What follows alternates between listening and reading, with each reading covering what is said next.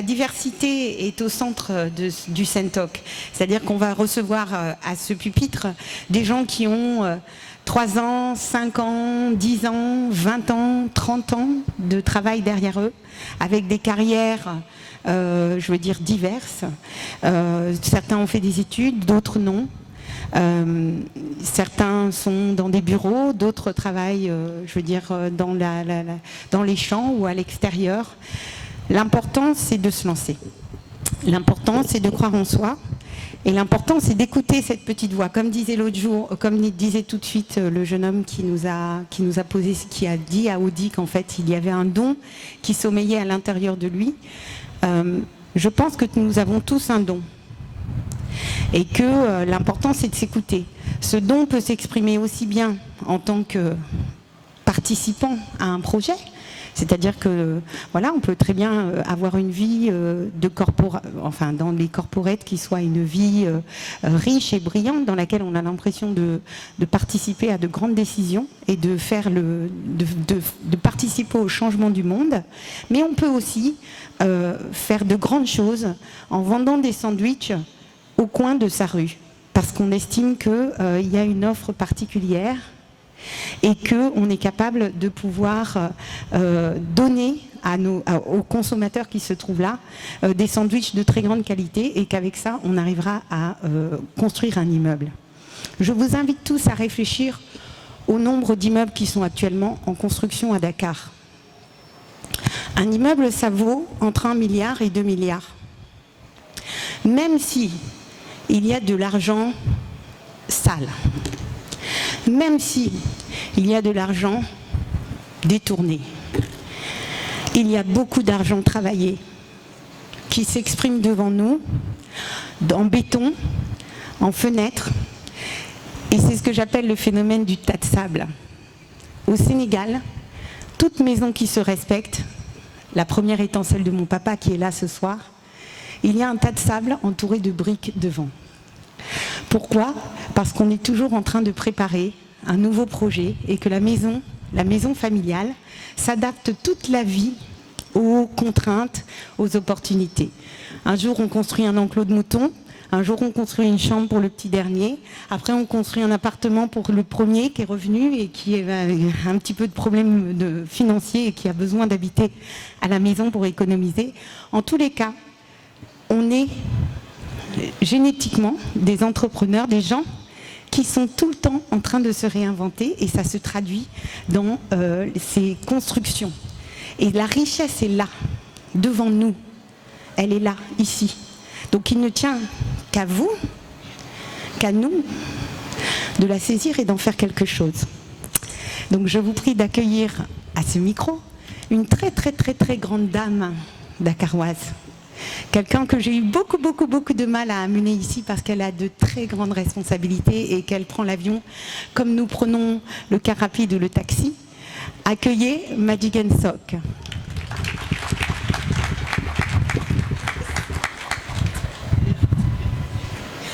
Sok. Mais je vais revenir sur mon nom et vous parler du nom que je porte réellement dans mon cœur.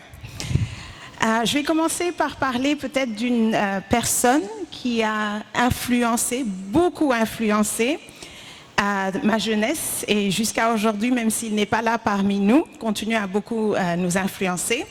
C'est mon père, Boubacar Sok. Alors, moi, je n'ai pas grandi à Dakar, je suis née à Dakar, donc dakaroise de cœur en effet. J'ai grandi à l'étranger en Afrique avec un père qui travaillait à l'UNICEF, donc très passionné par tout ce qui est femmes et enfants, la protection de la femme et des enfants. Alors quand on grandissait à l'étranger, il y a 3 choses que mon père faisait. Et je pensais qu'il nourrissait mon ego, mais aujourd'hui j'ai compris ce qu'il faisait. La première, c'est qu'il me rappelait toujours le jour de mon baptême. Voilà comment ils ont annoncé mon nom. Mardo, je ne chante pas aussi bien. Ndeye Madjiguène Sok. Ndeye Madjiguène Sok. Ndeye Madjiguène Sok. Donc voilà, il m'a toujours rappelé. comment mon nom était relié au Sénégal.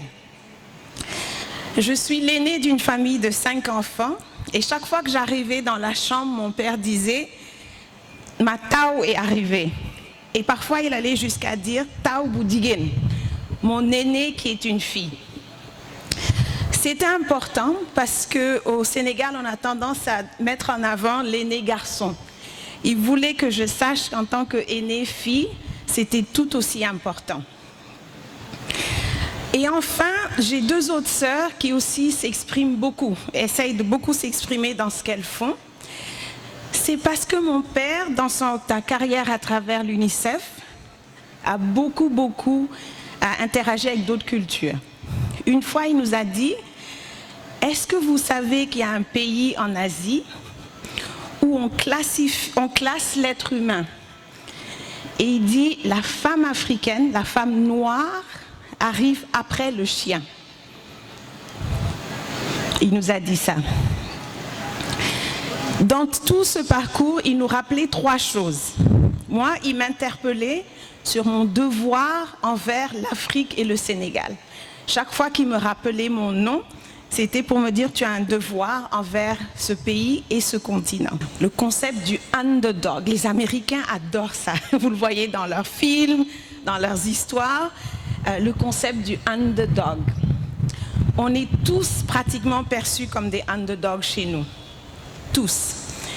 Mais il y a des pays où c'est une force. On est un underdog, ça veut dire les gens ont envie que vous réussissiez, que vous démontriez que tout le monde a la chance de réussir.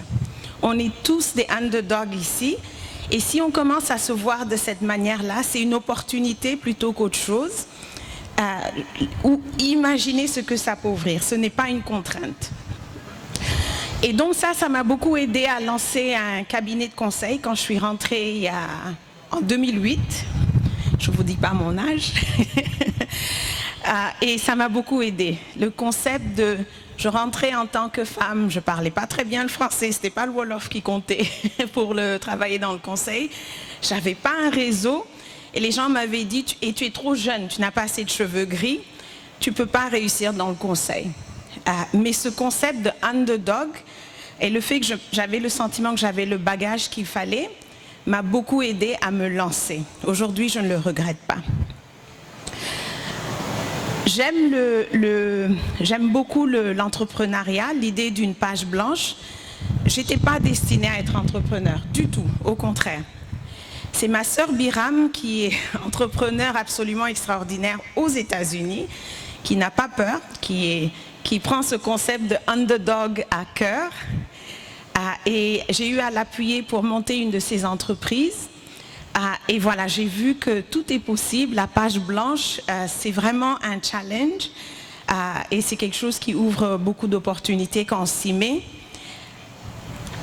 Mais ce que j'ai surtout appris, c'est que l'entrepreneuriat a un effet de mettre tout le monde au même pied d'égalité. Ça va vous surprendre que je dise ça. En mettant en place mon cabinet de conseil, qui aujourd'hui fait partie d'un groupe international, ça s'appelle Dalberg, en mettant en place l'Ayou, c'est un petit café qu'on a aux Almadies, et une boutique qui fait la promotion du Made in West Africa.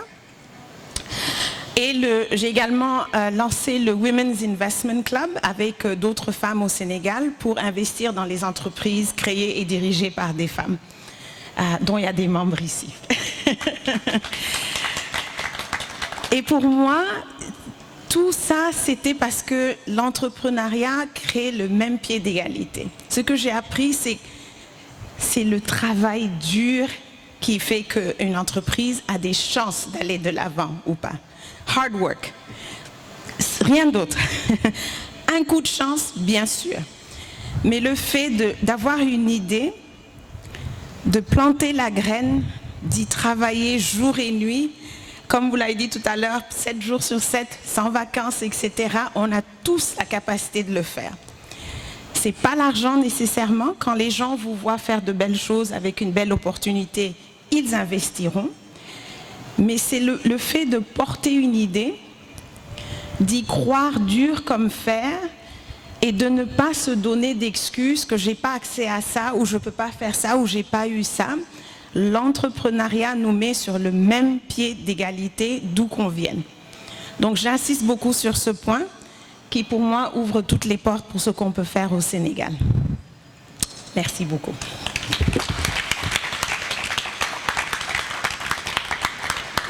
Merci Madigan. En termes de culture, quels sont les éléments de la culture entrepreneuriale américaine qui pourraient nous être utiles ici, au Sénégal et en Afrique? Donc vous avez tous entendu la question, je ne vais pas la répéter. Pour moi, un des points importants dans la culture américaine pour l'entrepreneuriat, c'est que it's okay to fail. On peut échouer. On peut échouer et parfois même dans leur principe, on doit échouer parce que on en profite pour apprendre, on en profite pour se relancer et pour repartir sur de meilleures bases. Et j'avoue que là-bas, par exemple, le cadre réglementaire le permet, on peut faire faillite, c'est pas négatif, c'est pas quelque chose dont il faut avoir honte. Au contraire, c'est un badge d'honneur. J'ai essayé, j'ai pas réussi, je me remets. Et j'ai d'autres idées, je les relance. Pour moi, ça c'est un aspect assez essentiel où il n'y a pas cette crainte d'entreprendre et c'est ok si je réussis pas. C'est une leçon pour recommencer. Merci.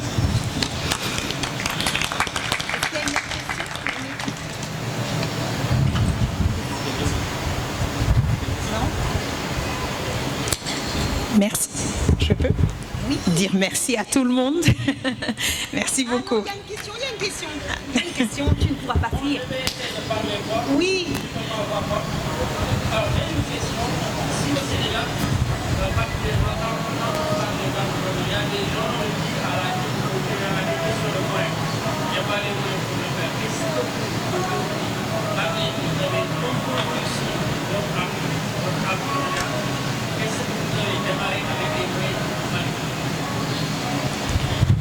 Très bonne question. Donc ici au Sénégal, on parle beaucoup de la nécessité d'avoir les moyens pour entreprendre et qu'est-ce qui a été mon cas. Dans le conseil, il faut une connexion Internet, un laptop et c'est tout. On a commencé chez moi. On a commencé en utilisant mon garage. C'est pas c'était la pièce de disponible. Donc non, il n'a pas fallu beaucoup de moyens pour commencer. Et vous seriez surpris combien les gens s'appuient ici. Je me souviens à un moment, j'avais un contrat qui nécessitait de faire des enquêtes à travers le Sénégal et j'avais pas les moyens de payer une société de location de véhicules de la place pour que les enquêteurs se déplacent. J'ai appelé cette structure, j'ai expliqué la situation. Et je leur ai dit, je vous demande de me faire confiance. Et sur cette base, ils ont mis des chauffeurs, ils leur ont donné tout ce qu'il leur fallait. Et quand on a reçu notre paiement, on les a payés. Donc je pense que les gens s'appuient, on n'en parle pas assez, on parle plutôt de quand ça ne marche pas. Mais les entreprises s'appuient quand il faut aussi beaucoup travailler sa crédibilité, faire ce qu'on dit, toujours. Et ça, on voit que les acteurs peuvent travailler ensemble. Donc, quand on n'a pas les moyens, il faut essayer de réfléchir, discuter avec les gens. Mais il y a beaucoup de choses pour lesquelles on peut commencer petit. Un petit contrat, on fait ce qu'on dit, on livre. Le deuxième vient, etc., etc. Bonsoir. En fait, c'était juste une question parce que depuis lors, je vous écoute. Et pour moi, ce que j'ai vu aujourd'hui, la majeure partie, c'est des personnes qui n'ont pas vraiment passé toute leur vie au Sénégal. Donc pour moi, le Sénégal a une certaine réalité et des valeurs et une façon de voir les choses, d'accord? Et moi, je pense que le plus important aujourd'hui, c'est de nous dire comment faire pour sauter le pas. C'est le plus important parce qu'aujourd'hui, on sait que le Sénégalais de nature est très intelligent, a toujours de très bonnes idées, mais n'arrive pas à consolider, à matérialiser ce qu'il veut faire. Par rapport à beaucoup de choses, autant la famille, la culture et tout ce que on peut parler jusqu'à demain, on peut donner plein de barrières qui ne nous permettent pas d'être autonomes, notamment le fait de vivre tout le temps en famille jusqu'à un certain âge. Et depuis le début, enfin depuis que je suis là, j'ai vu que beaucoup d'entre vous, ce sont des personnes qui ont quitté le Sénégal, d'accord, pour avoir une ouverture. Une ouverture qui leur a permis aujourd'hui de revenir, d'avoir la possibilité de dire non à sa famille, ou bien que sa famille a aidé, mais hors du Sénégal. Je suis un peu désolée, j'espère que je ne blesse personne. Mais aujourd'hui, pour un Sénégalais qui a grandi au Sénégal, qui a vécu au Sénégal, qui n'est jamais allé nulle part, et qui a de bonnes idées, et qui a un bon fond, et qui n'a pas quand même les moyens que vous avez, parce que quoi qu'il en soit, vous avez dit que votre père était à l'UNICEF.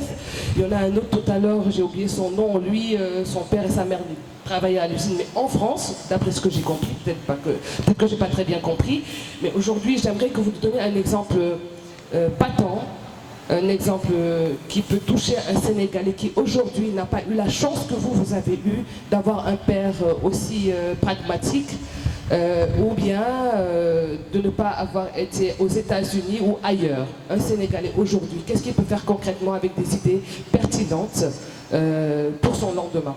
Oui. Merci. Et c'est une excellente question. C'est une excellente question. Moi, j'ai eu la chance récemment de m'asseoir avec Babacar Ngom, qui a raconté son parcours. Et il y en a beaucoup d'autres. Il y en a beaucoup d'autres qui sont plutôt des modèles, même pour moi qui suis sortie, qui suis une femme, etc. C'est un modèle pour moi. C'est un modèle pour moi et c'est un Sénégalais qui a grandi ici, qui a entrepris ici, etc. etc. Donc les personnes, les modèles sont là, il n'y a aucun doute là-dessus. Et je reviens sur mon point qui disait que je pense, de mon point de vue, l'entrepreneuriat permet de partir sur des bases égales parce que ce qu'il faut ne dépend pas de l'argent. Je ne pense pas, du moins. Mon père était fonctionnaire quand il a pris sa retraite. C'était difficile, comme tout le monde. Donc, pour moi, c'est justement ce que demande l'entrepreneuriat. C'est le travail très, très difficile, des sacrifices. Et ça, tout le monde peut le faire, de mon point de vue. Tout le monde peut le faire et tout le monde y a accès, d'être prêt quand il y a les opportunités. Les exemples, les modèles, il y en a en pagaille au Sénégal. En pagaille, qui ne sont jamais sortis et qui sont tout simplement extraordinaires. Merci à tout le monde. Je pense que j'ai pris mes 5 minutes. Fais attention à la marche. Oui, merci. Merci beaucoup à Madigan pour ce parcours qui est fantastique. Je voudrais revenir sur la question. Ok. Alors déjà, je t'invite, on se tutoie, hein, c'est une soirée où on est en famille. On se tutoie. Je t'invite à aller sur la page des Sentox sur YouTube. Tu trouveras là-bas des éleveurs de moutons, des designers qui étaient, qui travaillaient à partir de 10 ans, qui étaient frigoristes, avec leur père, et qui sont devenus des designers reconnus qu'on expose dans le monde entier. Je veux dire, les exemples sont multiples. Il se trouve que ce soir, on a pas mal de profils qui ont été des voyageurs, parce qu'aujourd'hui, le monde est ouvert, et que je trouvais aussi que c'était intéressant de montrer que le temps est au retour, et que ça nous stimule, nous qui sommes là. Parce que le message, c'est de dire que si nous qui sommes là, nous pensons que nous n'avons rien, nous pensons que les préalables pour réussir sont... C'est-à-dire que si on en parle, comme tu dis, on en parle jusqu'à demain. Il faut que ton père soit d'accord, que ta mère soit d'accord, que tu aies assez d'argent, que tu aies fini de payer, ta paire de chaussures que tu veux vraiment. Et puis après, il faut que tu réussisses ton examen. Et après, il faut que ceci. Et après, il faut que tu aies le courage. Et après, il faut que la banque soit ouverte. Il faut que le business plan soit accepté, qu'on te donne 100 millions de francs. Je veux dire, celui qui ne veut pas démarrer, il y aura toujours une bonne raison de rester en se disant si j'avais su, si j'avais pu. Mais ce temps est en train de finir.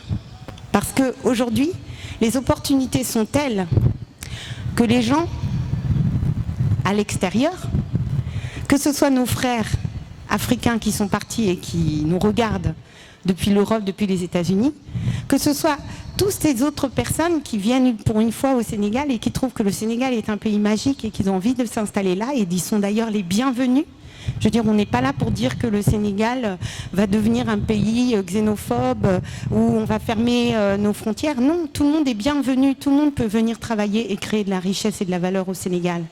Mais ce qu'il faut que nous sachions, nous qui sommes nés ici, qui avons grandi ici, qui nous avons fait nos études ici et qui avons démarré notre vie ici, eh ben, c'est que si nous ne le faisons pas, d'autres le feront. Et au lieu de réaliser nos rêves, nous participerons à écrire les rêves des autres.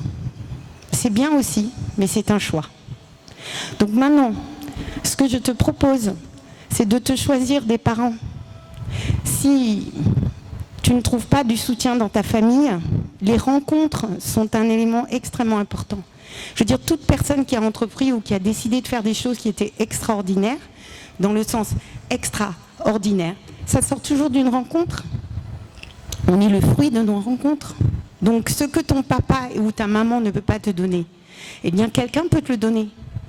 Une personne que tu vas rencontrer et qui va croire en toi. Et c'est toujours comme ça que l'histoire démarre. Donc je suis prête. Si tu veux, je peux être ta maman.